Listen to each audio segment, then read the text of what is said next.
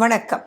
உங்கள் கல்பனா ஸ்ரீகாந்த். இந்த பதிவில் உங்களுக்கு என்ன சொல்ல விரும்புகிறேன்னா, நிறைய பேருக்கு சிவில் சர்வீஸ் பண்ணணும்னு ஆசை.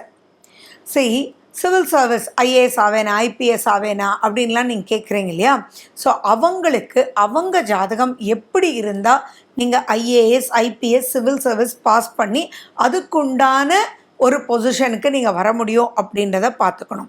சரி, ஃபர்ஸ்ட் லக்னாதிபதி இதுக்கு ஸ்ட்ராங்காக இருக்கணும். அது நீங்கள் என்ன லக்னமாக வேணாலும் இருக்கலாம். அந்த லக்னத்துக்குரிய கிரகம் ரொம்ப கை கொடுக்கக்கூடிய அமைப்பில் இருக்கணும், ஸ்ட்ராங்காக இருக்கணும். இப்போ லக்னாதிபதி வீக்காக இருந்தாங்க, லக்னாதிபதி பகை பெற்று இருந்தாங்க, லக்னாதிபதி நீச்சம் பெற்றிருந்தாங்க, அல்லது லக்னாதிபதிக்கு உண்டான பார்வை அவ்வளோ சரியில்லை அப்படின்னா தயவு செஞ்சு எடுக்க வேண்டாம். அல்ல லக்னாதிபதி சூப்பராக இருந்தாங்க, ஸ்ட்ராங்காக இருந்தாங்கன்னா ஃபஸ்ட்டு நீங்கள் டிக் பண்ணிக்கோங்க. அடுத்தது பார்த்திங்கன்னா உங்களுடைய லக்னாதிபதியினுடைய பொசிஷன் என்ன அப்படின்றதும் பார்த்துக்கோங்க. இப்போ மேஷ லக்னம், உங்களுடைய லக்னம் எங்கே இருக்குது? அஸ்வனியா, பரணியா அல்லது கிருத்திகையா? அந்த கிரகம் இப்போ அஸ்வனின்னு வச்சுக்கோங்களேன் கேது, பரணின்னு வச்சுக்கோங்களேன் சுக்ரன், செவ்வாய் கிருத்திகை. அப்படி இருக்கும்போது அந்த கிரகங்கள் எப்படி இருக்குன்றதும் நீங்கள் பார்த்துக்கணும்.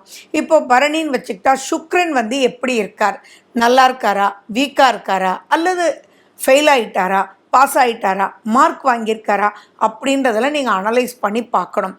அது இல்லாமல் ரொம்ப டஃப் ஸ்டடி நீங்கள் எடுக்கிறீங்க, அந்த டஃப் ஸ்டடிக்கு போய் நீங்கள் வின் பண்ணல. நிறைய பேர் பாருங்கள் நல்ல மார்க் வாங்குவாங்க, அவங்க ஆல்வேஸ் டாப்பராக வருவாங்க, ஸ்கூல் டாப்பராக இருப்பாங்க.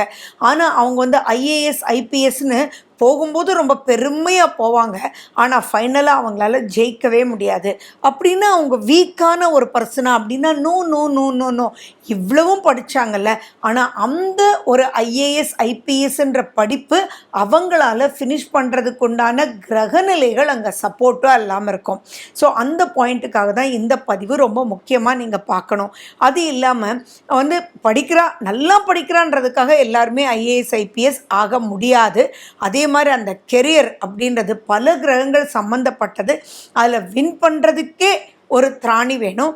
அது உண்டான பொறுப்புகளை ஏற்றுக்கிட்டு செய்கிறதுக்கே பெரிய பெரிய லெவலுக்கு உண்டான கிரகங்களினுடைய சப்போர்ட் நமக்கு வேணும். அந்த சப்போர்ட் என்னன்றதும் நம்ம இந்த பதிவில் பார்க்க போகிறோம். செவ்வாய் அப்படின்ற பிளானட் ரொம்ப வலுத்து இருக்கணும் அப்படின்றது ஞாபகம் வச்சுக்கோங்க. ஆட்சி உச்சமாக இருந்தால் மட்டும் பெரிய சக்ஸஸ், நல்லா இருந்தால் மட்டும் அப்படின்ற கேட்டகரியை கொஞ்சம் கம்மி பண்ணிக்கோங்க. அதே மாதிரி லக்னாதிபதி கேந்திரத்துலேயோ திரிகோணத்துலேயோ இருக்காங்களா அப்படின்றதும் நீங்கள் பார்த்துக்கோங்க.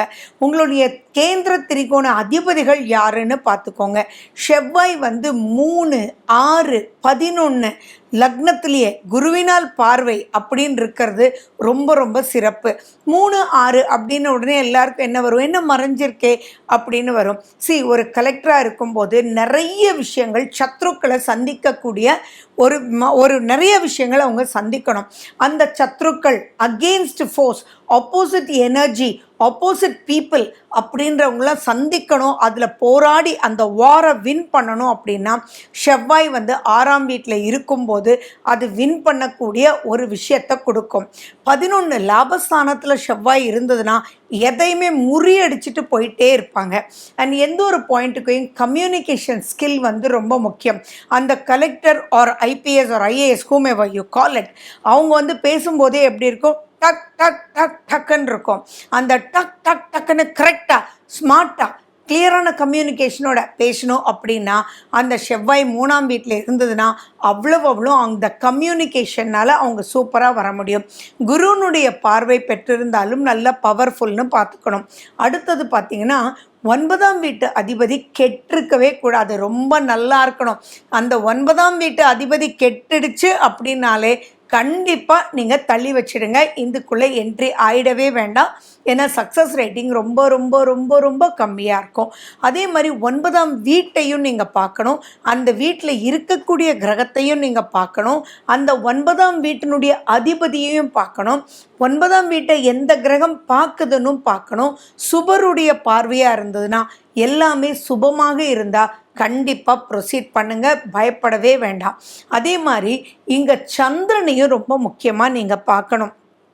சந்திரன் ரொம்ப நல்லா இருந்தால் தான் உங்களால் கண்டிப்பாக ஜெயிக்க முடியும்.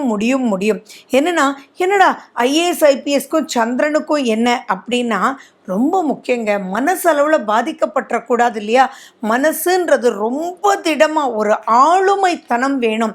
மனசு வீக் ஆகிடவே கூடாது. அந்த மனசுன்னு சொல்கிறது தான் அந்த சந்திரன். அந்த சந்திரன் நல்லா இருந்தால் மட்டும்தான் உள்ளுக்குள்ளே போக முடியும். இல்லை அப்படின்னா இதுக்குள்ளே போய் வின் பண்ண முடியாது. ஆட்சி உச்சம் பெற்றிருந்தால் ரொம்ப சூப்பர். கடகத்துலேயோ ரிஷபத்துலேயோ இருந்தால் ரொம்ப டிக் மார்க்குன்றது ஞாபகம் வச்சுக்கோங்க. அதே மாதிரி அந்த சந்திரனை குரு பார்த்தாலும் அவங்க ஜெயிச்சிடலான்றது ஞாபகம் வச்சுக்கோங்க. சந்திரன் சூரியனும் ரொம்ப முக்கியம். சூரியன் பதவி, அந்த சூரியனாலே ஆளுமை இல்லைங்களா? ஸோ அந்த இடத்துல அரசு சம்பந்தப்பட்ட விஷயம் இல்லையா? ஸோ சூரியன் ரொம்பவே நல்லா இருக்கணும்.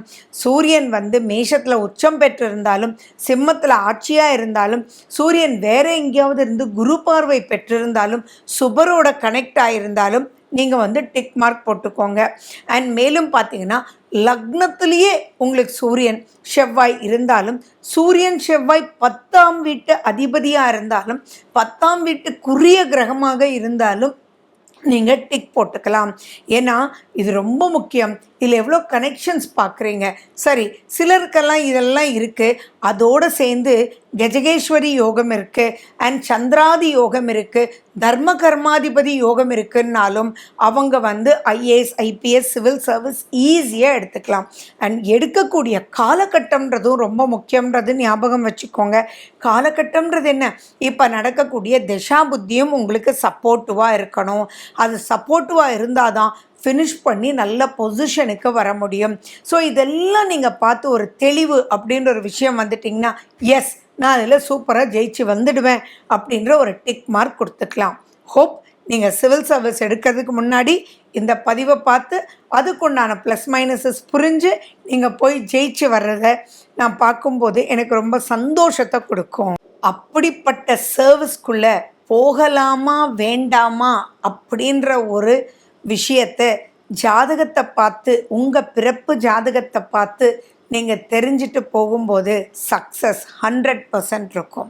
So wish you really good luck. மேலும் விவரங்களுக்கு ஃபோன் நம்பர் 9842266555.